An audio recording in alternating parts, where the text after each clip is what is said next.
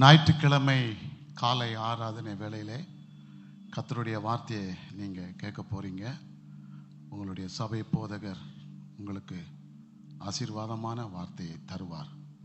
காலை ஆராதனை என்பது ஒரு மகத்துவமான ஒரு நேரம், நாள். அதை நம்ம மிஸ் பண்ணக்கூடாது. உங்கள் தகப்பன் உங்களுக்கு அதை தருவார். அந்த ஃபோட்டோ நான் கூட மறந்துட்டேன். நன்றி உள்ள இருதயத்தோடு இந்த இடத்துல நிற்கிறேன். என் உணர்வுகளை எல்லாம் கர்த்தர் அறிவார். நான் அந்த நாட்டுக்கு போவதற்கு முன்பதாக ஐயா கிட்ட தான் உட்கார்ந்து பேசி ஜோம் பண்ணி நடு ராத்திரியில் நீ போயிட்டு வாடா, தைரியமாக இருப்ப, நீ கவலைப்படாத அப்படின்னு சொல்லி தான் என்னை அனுப்புனாங்க. எல்லாரும் அது மேல் நாடுன்னு நினைக்கிறீங்க.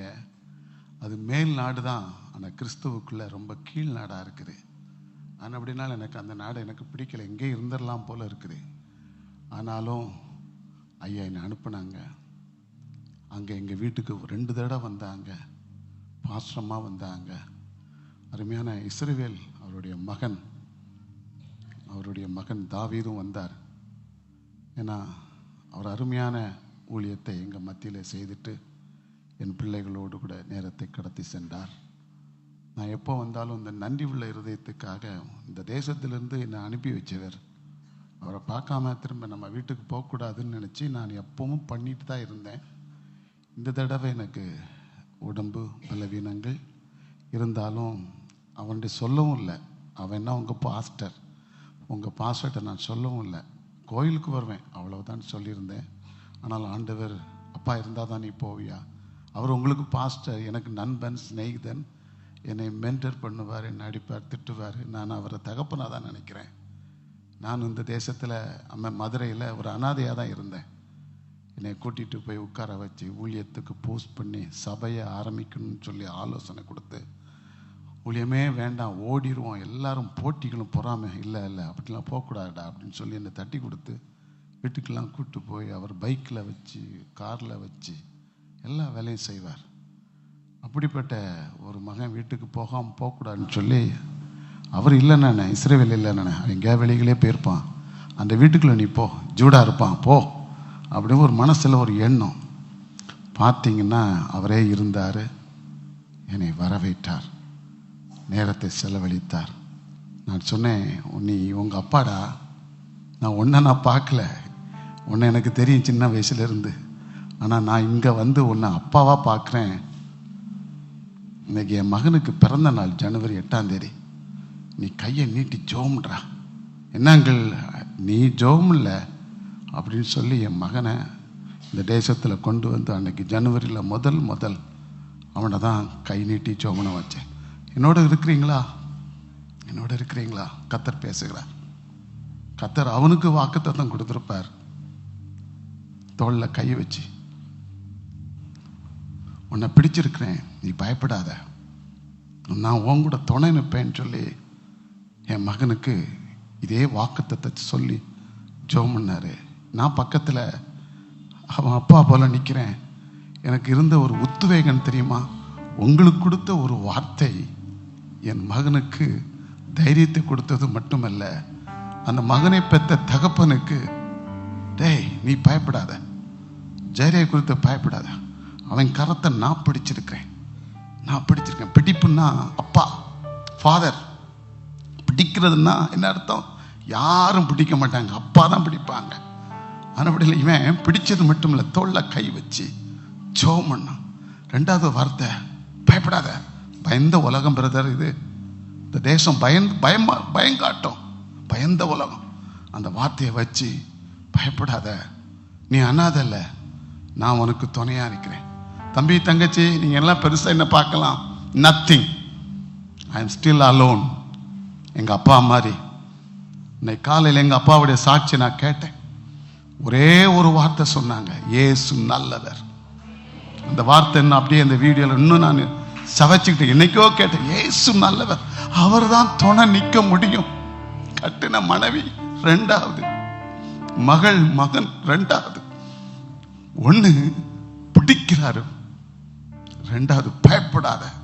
பயந்த உலகம். திரும்ப இதில் நான் ஒரு பிரசங்கமே பண்ணுவேன். அப்பாட்ட கேளுங்க, உங்க வசனத்தை நீ கேட்பாங்க. என்ற துணை நிக்க மாட்டாங்க brother. No one cannot come and stand with you. ஏன் உன் கூட நின்னா உன் வியாதி ஒட்டிடும், உன் பிரச்சனை வந்துடும், உன் கடன் வந்துடும், உன்னுடைய பிரச்சனைகள்லாம் நீ போட்டுவான்னு சொல்லி விட்டுட்டு போயிடுவாங்க. ஆனா இயேசு சிலுவையில மரித்த ஆண்டவர் உன் பக்கத்துல நிற்கும் போது உன் வேதனை நான் எடுத்துக்கிடுறேன், உன் அவமானத்தை நான் எடுத்துக்கொள்ளுகிறேன். உற்சாகப்படுத்தி கைத்தட்டி நீங்க போயிடாதீங்க. Take it your own word. சொந்த வார்த்தையை எடுத்துக்கிடுங்க. எல்லாம் உற்சாகப்படுத்துவாங்க, எமோஷனல்ல அப்படியே உன்னை உள்ள தள்ளுவாங்க. ஆனா டேஸ்ட் பண்றது நீங்களும் உங்க அப்பா ஏசப்பா தான். நான் அவரை இன்னைக்கு பார்க்கும்போது ரொம்ப அவரை மிஸ் பண்ணிட்டேன், ரொம்ப மிஸ். நான் ஒரு வார்த்தை மட்டும், அவர் நல்லவர். இன்னொரு வார்த்தையும் சொன்னாங்க, அவர் எப்பொழுதும் நல்லவர், எல்லாருக்கும் நல்லவர். ஸோ இந்த புதிய இந்த நாளில் இன்னைக்கு இந்த ஆராதனையே அப்பாவுக்கு ஒரு அஞ்சலி செலுத்துற மாதிரி தான். சாயங்காலம் நீங்கள் நடத்துறீங்க, சந்தோஷம். இந்த நேரத்தில் அப்பா உங்கள்கிட்ட பிஎட் நிலையா பேசுகிற மாதிரி நினச்சி விடுங்க. If you love your father, don't leave this place. That's my quotation. நீங்கள் உண்மையிலே அப்பா அப்பா அப்பா அப்பான்னு நீங்கன்னா, அப்பா பெரியப்பா இருக்கிறாரு, பரம தகப்பன். அந்த 13ஆம் வசனத்தை பார்த்து ஆண்டவர் பெரியப்பாவுக்கு தான் கோட் பண்ணி சொல்றாரு, உன் தேவனாய கர்த்தர் அப்படிதான் சொல்றாரு. ஆனா அந்த வார்த்தையை உன் தகப்பன், ஆவிக்குரிய தகப்பன், அடுத்த ஸ்பிரிச்சுவல் ஃபாதர், இந்த இவன் என் தகப்பனுக்கு, என் தகப்பனுடைய ஸ்தானத்தில் இருந்து என் பிள்ளையை ஆசீர்வதித்தார். இன்னைக்கு நாங்க நல்லா இருக்கிறோம். விட்டுடாதீங்க, விட்டுடாதீங்க. சிறுமையும் எளிமையுமானவள் அல்ல, விட்டுடாதீங்க எப்பொழுதும். ஒரு சின்ன வார்த்தை மாத்திரம் சொல்லி முடிக்கிறேன். எனக்கு இந்த வருஷத்துல 1ஆம் தேதியில ஜனவரி மாசம் நடு ராத்திரியில முதல் வார்த்தை என்ன வார்த்தை நான் வாசித்தேன் தெரியுமா? நெகேமியா 6ஆம் அதிகாரம் 3ஆம் வசனம். நெகேமியா 6ஆம் அதிகாரம் 3ஆம் வசனம். நான் பெரிய வேலை செய்கிறேன், நீ இப்ப கூப்பிடுற இடத்துக்கு நல்லா வர முடியாது. தான் எனக்கு இந்த காலையில இந்த ஜனவரி மாசத்துல 1ஆம் தேதி கர்த்தர் எனக்கு 12 மணி வேலை முடிஞ்ச உடனே முதல் வார்த்தை பைபிள்ல இருந்து வார்த்தை, நான் பெரிய வேலை. தம்பி, தங்கச்சி, அம்மா, தம்பி, விசுவாச பிள்ளைகளை, நீ ஒரு பெரிய ஃபீல்ட்ல இருக்கிற.